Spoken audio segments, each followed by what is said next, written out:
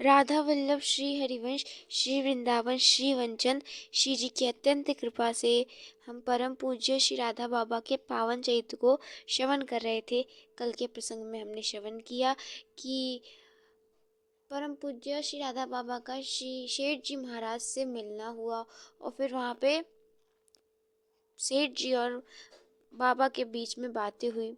हमने कल श्रवण किया कि बाबा ने श्री शेठ जी महाराज की जो बात थी कि सगुण सारा साकार तत्व भी है, तो बाबा उस बात को मान नहीं पा रहे थे। यही प्रसंग हम श्रवण किए थे कल।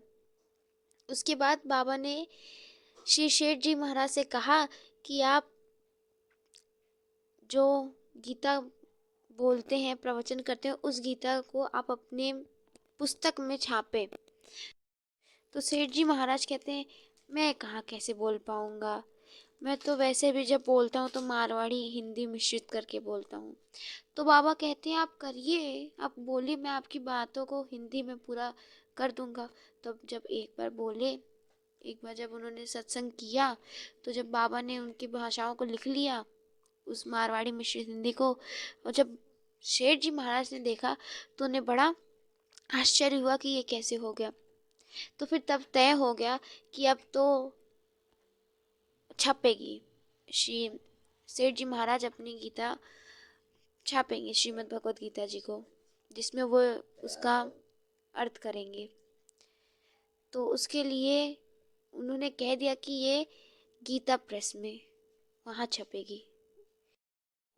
तो इस प्रकार बांकुड़ा से रांची के लिए श्री राधा बाबा और संग में श्री शेठ जी महाराज भी चले रेलगाड़ी पर। रेलगाड़ी में बैठकर बहुत से विचार विमर्श किया। श्री शेठ जी महाराज ने बहुत प्रयास किया कि वो श्री राधा बाबा को समझा पाए सगुण साकार तत्व पर, लेकिन बाबा विश्वास ही नहीं कर पा रहे थे। अब जो उनका कथन था वो तो अनुभव के अनुसार पर था, जिसे राधा बाबा किसी भी प्रकार मान नहीं पा रहे थे। अंत में थककर उन्होंने अपनी सिद्धि का प्रयोग करने की ठानी।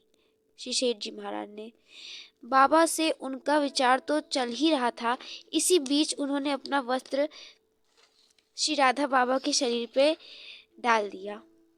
वस्त्र के स्पर्श होते ही बाबा के सम्मुख भगवान नारायण की ध्यान मूर्ति प्रकाशित हो गई, क्योंकि जो शेठ जी महाराज थे वो चतुर्भुज नारायण की आराधना करते थे, श्री विष्णु भगवान की आराधना करते थे।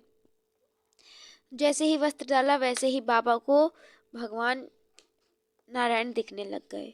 भगवान नारायण की उस रूप को देखकर बाबा तो चकित हो गए, और वो कहते हैं बिना ध्यान, बिना किसी चेष्टा के, किसी साधन के कैसे कैसे वो मेरे सामने आ गए। तो भगवान नारायण की वह प्रतिमा अलौकिक सुंदर, अतिशय तेजस्वी थी। तो ये बाबा को दिखी। उसके आलोक से एक बार तो बाबा का पूरा जो अंतःकरण था वो अलौकिक हो उठा। फिर बाबा के मन में एक संदेह हो गया कि हो ना हो यह श्री शेठ जी का कोई सिद्धि प्रयोग हुआ है, यहाँ पे कुछ तो सिद्धि की है सेठ जी ने। उन्होंने जो ही नीचे की ओर दृष्टि डाली, उन्हें इस तथ्य का ज्ञान हो गया कि उनके शरीर पे श्री गोयंका जी का जो वस्त्र था, वो जो छोर था वो छू गया। उन्होंने हंसकर वह वस्त्र हटा दिया और श्री शेठ जी को यह उत्तर दिया कि विचारों को विचारों से काटिए, इस प्रकार जादू का प्रयोग मेरे पर मत करिए। वस्त्र का छोर हटने से ही वो जो श्री नारायण जी की उन्हें प्रतिमा दिख रही थी, वो अपने आप लुप्त हो गई। तो श्री शेठ जी जय दयाल गोयंका जी से बात कर कर उनको जाना था रांची, और बाबा को उन्होंने वही ट्रेन पे बैठा दिया, रेलगाड़ी पे बैठा दिया।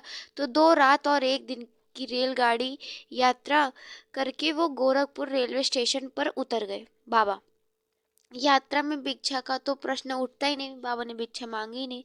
तो वे निराहार रहे इतने दिन तक, 2 दिन तक बिना भिक्षा की याचना किए वो पाया करते थे। जो कोई सामने दे देता था वो ले लेते थे, अगर कोई नहीं देता तो नहीं लेते थे। और अब 2 दिन हो गया था, भिक्षा भी नहीं मिली, तो आहार के अभाव में उनका जो शरीर था वो शिथिल शिथिल हो गया था। तो अब बाबा स्टेशन से बाहर आकर गीता प्रेस का उन्होंने मार्ग पूछा और स्टेशन से दूरी भी पूछी। लगभग 3 मील की दूरी की बात सुनकर बाबा एक बार तो स्तब्ध हो गए। कुछ खाए पिए तो है नहीं, वे अर्थ का स्पर्श ही नहीं करते थे और ना ही किसी जानदार सवारी पर चढ़ते थे, और उनको अब 3 मील जो था वो चल के जाना पड़ता। ये सब सन्यास के उनके कठोर नियम थे। आसक्तता की अनुभूति पर्याप्त थी, परंतु दूसरा कोई उपाय भी नहीं था। वे थोड़ी दूर चलते, फिर थक कर बैठ जाते। इस प्रकार 9-10 बार वो ठहरते, उठते बैठते हुए 3 मील की दूरी किसी तरह उन्होंने चढ़ाई की। 3 घंटे में तय की उसे। लगभग 5 किलोमीटर बाबा ऐसे चलते हुए 3 घंटे में पहुंचे थे। पंडित श्री लादू राम जी उन्हें गीता प्रेस के द्वार पर मिल गए। उनसे श्री शेठ जी गोयनका जी के बारे में पूछने पर पता चलता है कि वे अभी तक आए नहीं हैं। संभव है कि 1-2 दिवस में आवेंगे। उन्होंने शर्मा जी से श्री हनुमान प्रसाद पोद्दार जी के बारे में पूछ लिया, क्योंकि उनकी स्मृति में सहसा ही था कि श्री शेठ जी महाराज ने बताया था हनुमान प्रसाद पोद्दार जी के बारे में। तो उनकी थोड़ी इच्छा हुई कि चलो मिल लेते हैं उनसे भी। तो श्री शर्मा जी ने कहा, वे हैं तो सही, लेकिन वे रहते गीता वाटिका में हैं, जो यहाँ से लगभग 3 मील दूर है। अब फिर 3 मील? बाबा अभी 3 मील चल के आए हैं, और ऐसी हालत की 3 घंटे में 3 मील उन्होंने पूरे की। अब फिर से उतने दूर जाना तो कठिन पड़ रहा था। बाबा ने कहा, अब कैसे 3 मील जाऊंगा मैं? थोड़े दुखी हो गए, भूमि पर बैठ गए।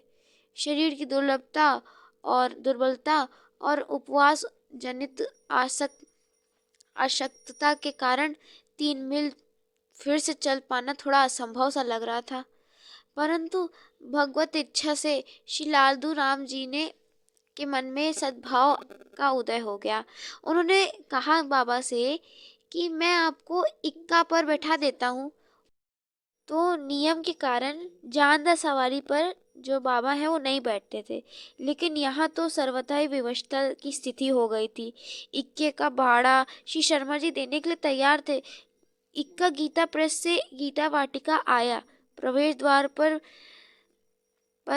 श्री बाबा उतर पड़े, क्योंकि अब उनको जाना पड़ा। अब बाबा से श्री भाई जी से मिलना ही था, तो इक्का पे बैठ गए इस बार।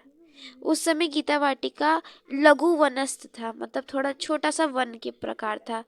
वहां पर बिजली का प्रकाश भी नहीं था, और रात के समय मात्र लालटेन से ही प्रकाश काम चलाया जाता था। पूरा अंधकार रहता था चारों तरफ, और चारों तरफ अमरूद और इसके बड़े बड़े पेड़ थे, और बड़े बड़े खेत थे, बाग थे। क्षेत्र इतना निर्जन था कि लोग दिन में आने से डरते थे। लोग दिन में आने से डरते थे, सोचिए रात में कितना डरते होंगे।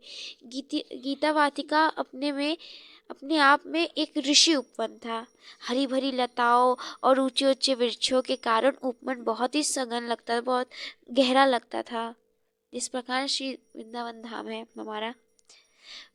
फूल चतुर्दिक असंख्य थे, वहां पे बहुत फूल थे।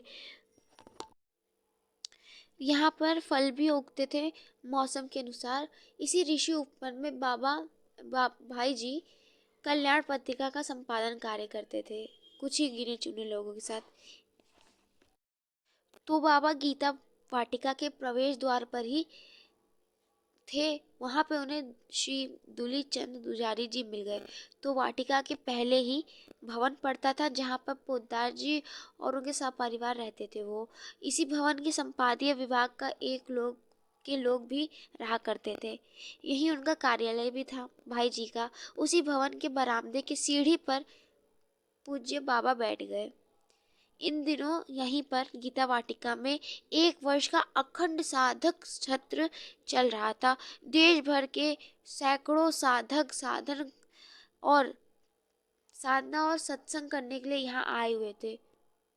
वहाँ अखंड भगवान नाम संकीर्तन भी चल रहा था। साथ ही साथ श्री शांतनु बिहारी द्विवेदी यानी कि श्री अखंडानंद सरस्वती जी द्वारा श्रीमद् भागवत कथा भी चल रही थी। बहुत ही महापुरुष हुए हैं। जिस समय पूज्य बाबा वहां पहुंचे, संकीर्तन पंडाल में श्री पोद्दार जी स्वयं एक अड्डी कटिया रेशम का वस्त्र ओढ़े हुए हाथ से ताली बजा बजा कर कीर्तन कर रहे थे। भाई जी बहुत कीर्तन करते थे। श्री दूली चंद जी ने श्री पोद्दार जी को सूचना दे दी कि एक दुबले पतले युवक सन्यासी बाहर से आए हैं और आपको पूछ रहे थे। तो श्री दूली चंद जी ने ये सूचना दे दी। जैसे ही पोद्दार जी महाराज ने पाया, भाई जी ने पाया, तो संकीर्तन पंडाल में से चलकर पूज्य श्री राधा बाबा के पास आ गए। तो भाई जी महाराज पंडाल से निकलकर आने लग गए और जैसे ही बाबा को देखा, बाबा के दोनों चरणों को प्रणाम किया। वो भी नीचे झुक कर प्रणाम किया और जो ही भाई जी ने बाबा के चरणों को स्पर्श किया, मानो उस वक्त बाबा को एक अलग ही अनुभूति हुई। अनुभूति नहीं, साक्षात भगवान श्री राधा कृष्ण प्रिया प्रियतम के दर्शन हो गए। प्रिया प्रियतम को वो सुंदर रूप बाबा के सामने नेत्रों पे आ गया, मतलब रस स्वरूप सामने आ गया। तो बाबा स्वयं कह रहे हैं, क्या बोलते हैं, पहली भेंट में उन्होंने मुझ में रस राज श्री कृष्ण को प्रतिष्ठ कर दिया। रस स्वरूप श्री कृष्ण और महाभाव रूप स्वरूपा श्री विषभानु नंदिनी वैसे तो एक ही हैं, परंतु उन रस स्वरूप संत ने पहली ही भेंट में मुझे महाभाव का दान कर दिया।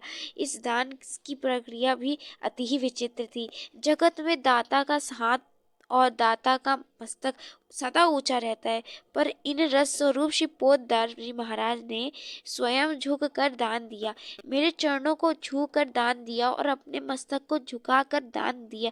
इसलिए मैंने एक सोरठा मनाया है।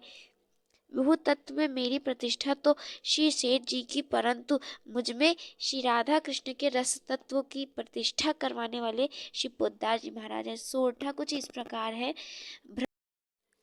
ब्रह्म रूप स्वस्थान जय दयाल विभु ने दिया, महाभाव रसदान कृष्ण रूप हनुमान ने। जो कार्य श्री शेठ जी महाराज ने 14-15 दिन में शास्त्रार्थ करके नहीं किया, वो एकमात्र भाई जी के स्पर्श से हो गया। बहुत मतलब बहुत भाव निमग्न थे भाई जी। वो बहुत ही महान पुरुष हुए हैं। साकार उपासना की तो बात ही क्या है, वस्तुतः ऐसी बात तो अति ही साधारण स्तर की ही होती ही नहीं है। पहली बात, साकार उपासना की अंतर्गत हृदय वस्तु उस स्पर्श के द्वारा श्री पोद्दार जी महाराज ने मुझे प्रदान कर दी। बाबा कह रहे हैं, न जाने कितनी कितनी उपासना साधना के उपरांत भी जो वस्तु प्राप्त नहीं होती, वह तत्व मात्र मुझे कैसे प्राप्त हो गया, यह रहस्य बुद्धि गम ही नहीं। ये बहुत मतलब कि इतने कृपालु बाबा मान रहे कि कितने सहज हैं शिव भाई जी महाराज। यह सब अनुमान से अति अतीत है, इसका कोई अनुमान नहीं निकाल सकता। बस इतना ही कह सकता हूँ कि साकार उपासना की हृदय वस्तु जो ब्रज भाव है, वह शिव पोद्दार महाराज के उस अद्भुत स्पर्श से मुझे मिल गई, मेरे अंदर आ गई, बाबा कहते हैं। अब जो बाबा थे वो तो ब्राह्मी स्थिति में रहते थे। ब्राह्मी स्थिति यानी कि वही जगत जो है वो मिथ्या है, स्वप्न है। और आज जैसे ही बाबा को ये मिला, राधा कृष्ण के दर्शन हुए, प्यारे प्रिया प्रीतम के दर्शन हुए, बाबा सब भूल गए। क्या सब ज्ञान अद्वैत माप अद्वैत जो पढ़े थे बाबा सब भूल गए। अब बस प्रिया प्रियतम छा गए। हृदय पटल पर केवल मानस पटल पर केवल प्रिया प्रीतम छा गए, सब भूल गए। गागर आई अवश्य सागर के पास, परंतु गागर झुकी नहीं, सागर पूर्णतः झुक गई। सामृत का पान कराने के लिए झुक पड़ा सागर, सागर वह पड़ा और रस से सिक्त हो उठा पात्र। बाबा अपने लिए कह रहे हैं। तो श्री जी की अत्यंत कृपा से आगे के चरित्र को हम कल श्रवण करेंगे। अब तो भाई जी और बाबा आ गए, अब और रस आएगा चरित्र में, बहुत और रस आएगा। श्री जी की अत्यंत कृपा, सद्गुरुदेव भगवान की कृपा, सबकी सारे संत महापुरुषों की कृपा हम सभी भक्तों पर बहुत बरस रही है। हम परम पूज्य श्री राधा बाबा के पावन चरित्र को श्रवण कर रहे हैं। ऐसे रसिक महापुरुषों के चरित्र श्रवण करना बड़ी ही बात है, जिन पर अत्यंत कृपा होती है श्री प्यारे जू की, वही इस रस में डूबे हुए महापुरुषों के चरित्रों को श्रवण कर सकते हैं। ऐसी लाडली जो कृपा बरसाते रहें और हम रसिक जनों के पावन चरित्र को श्रवण करते रहें। तब तक के लिए आप सभी भक्तों को राधा वल्लभ श्री हरिवंश।